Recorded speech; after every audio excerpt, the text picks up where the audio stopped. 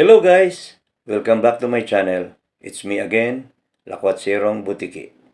Mula doon sa makasaysayang simbahan ng Angeles City, Pampanga, ang Our Lady of the Most Holy Rosary Parish Church o mas kilala sa pangalan na Angeles Church. Nakatawid na ako ngayon dito sa makasaysayan rin na simbahan dito pa rin sa Angeles City, Pampanga, ang Archdiocesan Shrine of Our Lord Jesus Christ of the Holy Sepulchre o mas tanyag sa pangalan na Apung Mamacalulu. Samahan niyo ako dito guys!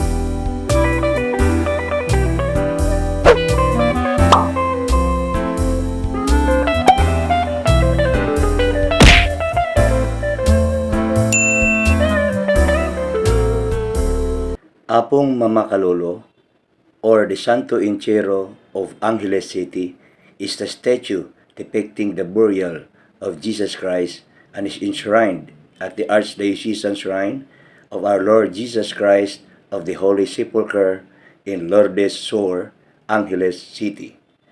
Thousands flock to hear the special Holy Mass celebrated every Friday at the shrine. Apo, as the lying statue of Jesus is fondly called by devotees, has become a symbol of hope for people longing for a connection to the divine, especially when all else failed. His image is supine, bruised, caught in the final act of love and sacrifice that has spelled salvation for those who believe in him. Every kiss that lands his badly bruised feet or a touch that grazes his battered hand comes with a deep conviction that through his death and resurrection, he made all things new. Apung Mamacalulu bestows mercy beyond the grave. The tradition of venerating the image of the dead Christ traces its origin to the early church. The earliest articles of venerating are the Sudarium of Oviedo and the Shroud of Turin, the very shroud believed to have been used in burying the body of the dead Christ. Several representations of the dead Christ became common in the 15th century. When Spain introduced Christianity to the Philippines, they brought several representative images of the dead Christ, known by such names as Santo Sepulcro, or Holy Sepulchre, Santo Cristo Yacente, or Lying Holy Christ, Santo Retiro, or Holy Retirement, Santo Entierro, or Holy Burial, Lord of the Holy Sepulchre. The most common portrayal is that of the dead Christ lying in state on a stately bier, a very popular icon in the Philippines.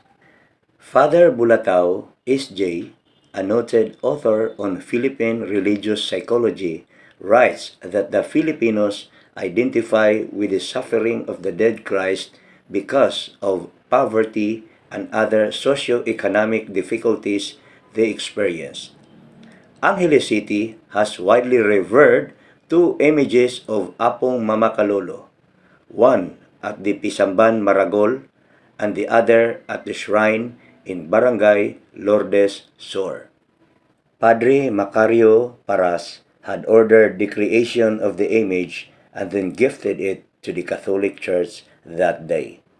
It was first installed in a little sanctuary built by Padre Paras on his own premises, which may have also been located somewhere within Barrio Lourdes Sur, then known as Talimondok, within the vast Paras and Dairit estates, where it became an object of veneration among the pious inhabitants of the place.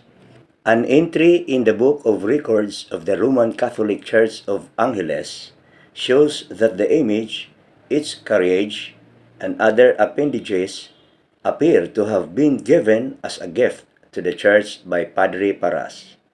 There is also a similar entry found in the church records under the date February 20, 1865, which it appears that the Apo image with its adornments and carriage was a gift from Padre Paras and was then in his care.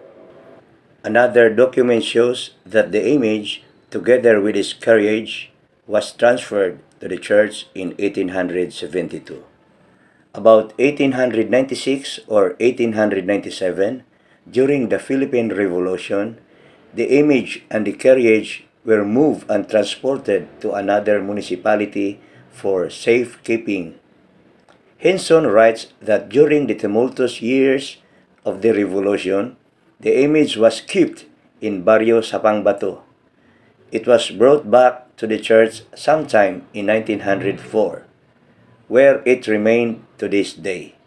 The image is taken out on two occasions during procession on Good Friday and during the fiesta held in October. Around the middle of October 1897, a band of Kapampangan revolutionaries staged a raid on Barrio Talimondok, now Barangay Lourdes Sur.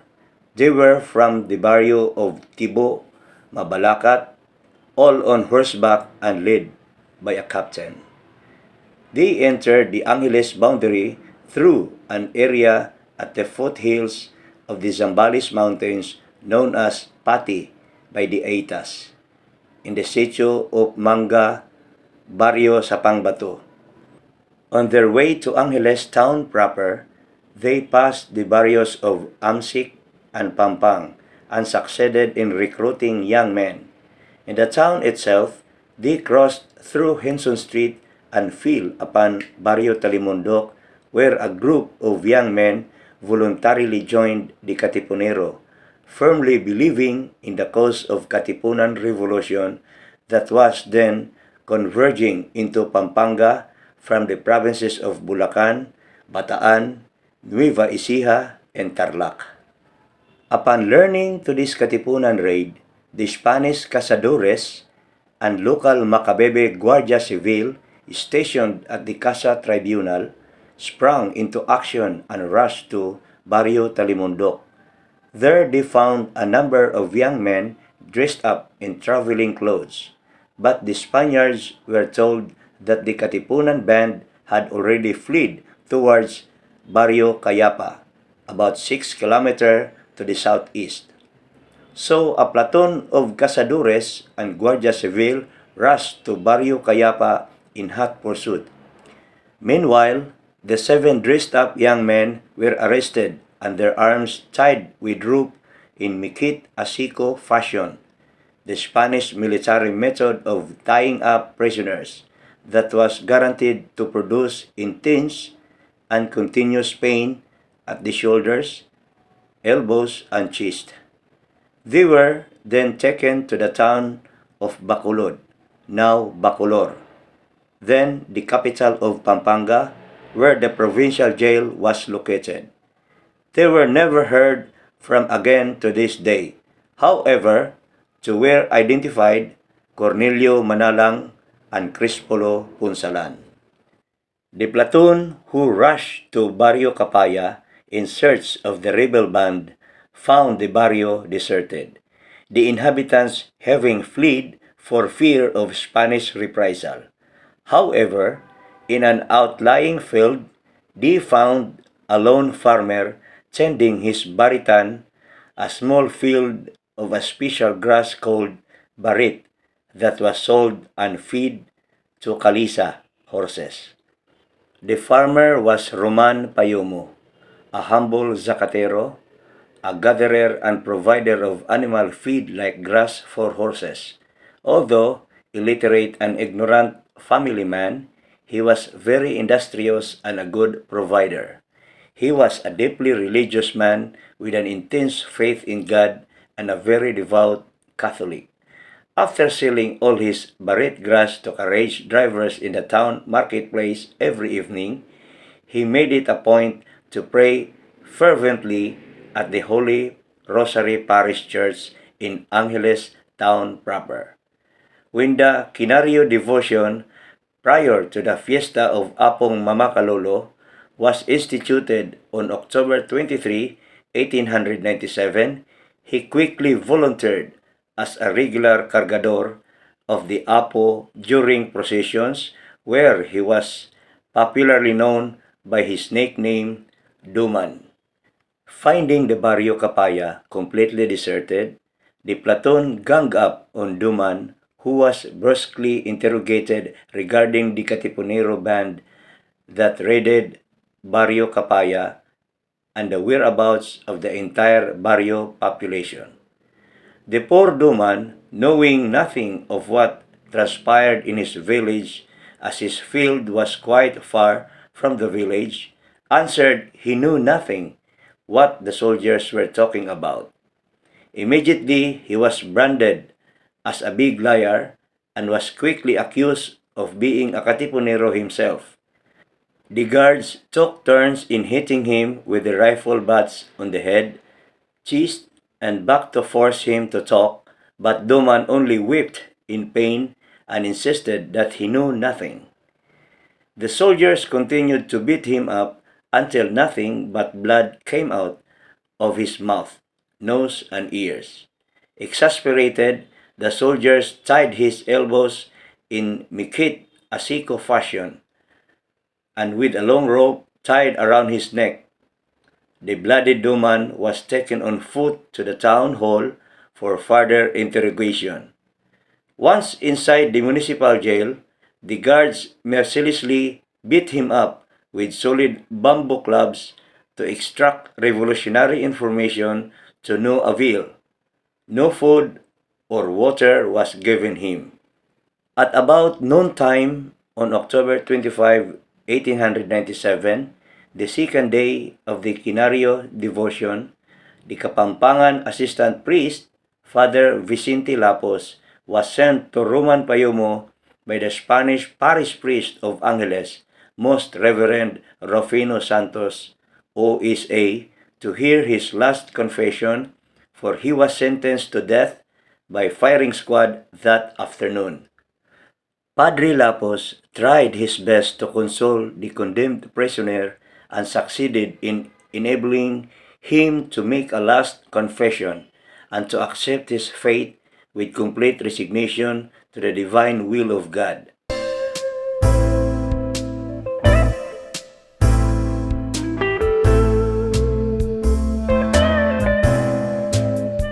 Mula naman dito, sa Apung Mamacalulu, dito sa Angeles City, Pampanga.